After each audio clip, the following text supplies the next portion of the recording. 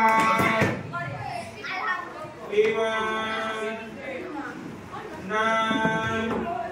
Ayo, ini sudah 5 orang. Ayo, terus.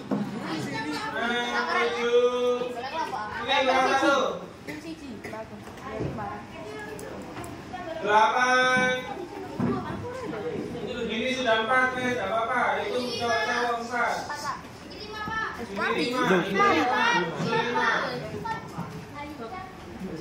4 atau 5? 4 siapa aja? Lah itu, ongkok masuk mana? Sini. Kelompoknya Dewa. Enggak, aku udah 4. Enggak, Pak. Hah? Kurang, Pak, orangnya, Pak. Ayo, ongkok itu siapa? Yang apa? Pilih yang masih 4. Masih 4 aja. Lah iya, pilih yang masih 4. Ini dua kelompok ini sudah 5. Jadi 1, 2, 3. Pilih yang mana? 4. Pilih singkir.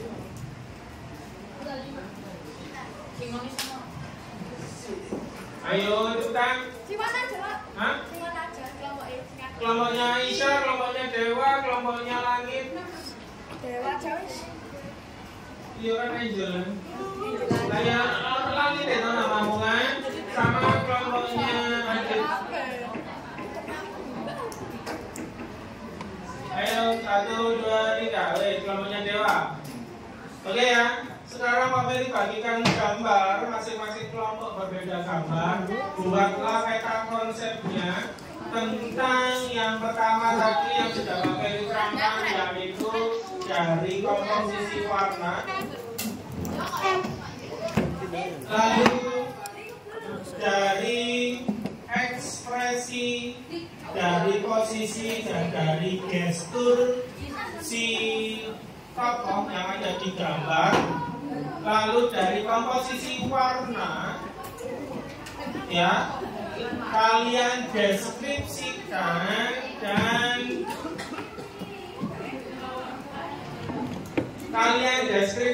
dan kemudian tolong gambarkan dalam sebuah peta konsep deskripsi apa tadi sama interpretasi dan pemaknaan. Tidak ya.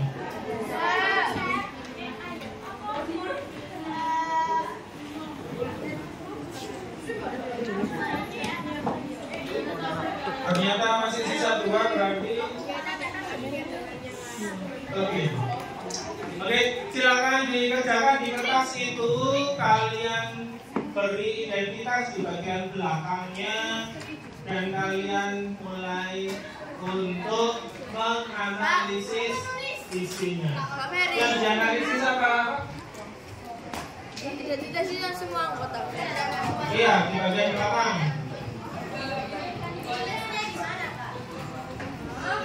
Gimana?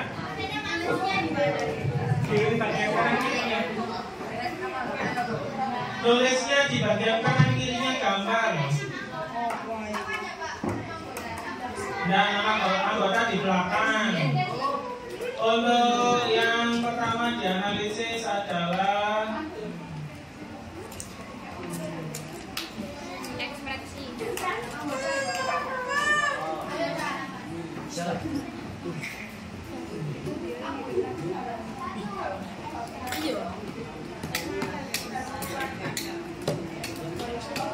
yang pertama, silakan dituliskan dari wajah tokoh. Ya, dicatat dulu per kelompok dari wajah tokohnya. Wajah itu meliputi mata, mulut, dan alis. Dia kira-kira ekspresinya bagaimana? Kemudian yang kedua adalah postur, gestur, dan posisi.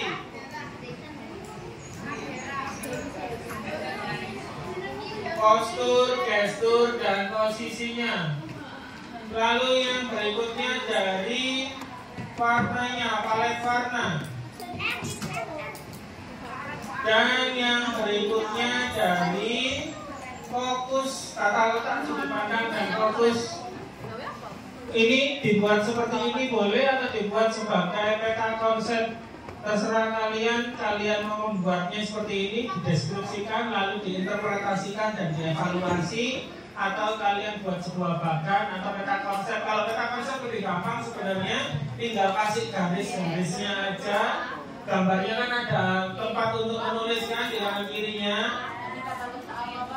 Tata letak gambar. Ya, nah nanti dikasih slide gitu aja. Ini warna ini menggambarkan ini, ekspresinya begini gitu ya. Lebih gampang kan? Sudah bisa dipahami? Oke, silakan sekarang dikerjakan. Apa? Yang nomor 4, yang nomor 2 tadi ini ya. Nomor 3 ini, 34 ya ini. Ini kan nomor 1, ekspresi. 2, postur, gestur, posisi. Lalu 3, palet warna. Dan yang keempat, komposisi. Jadi tata letak, sudut pandang, dan fokusnya. Untuk satu kelompok boleh mengambil HP. Di dalam HP-nya sudah Pak Peri kirimkan PowerPoint-nya di grup agar kalian bisa memahami informasinya lebih rinci lagi ya. PowerPoint-nya ada di grup. Silakan diambil satu kelompok satu HP.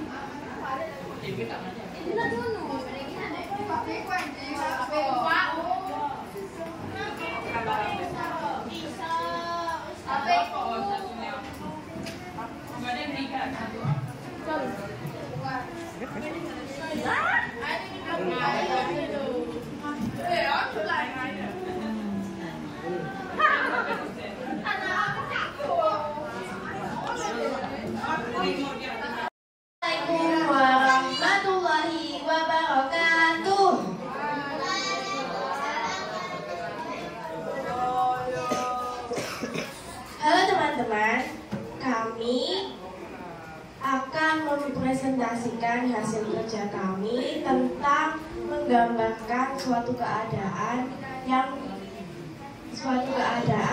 di dalam gambar. Perkenalkan, saya Aisyah. Saya Septi. Saya Adel.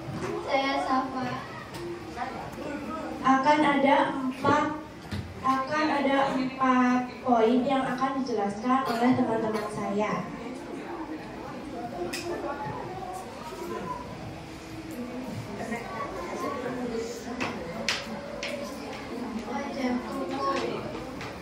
Putus asa, banyak pikiran. Warna biru yang menandakan kesedihan.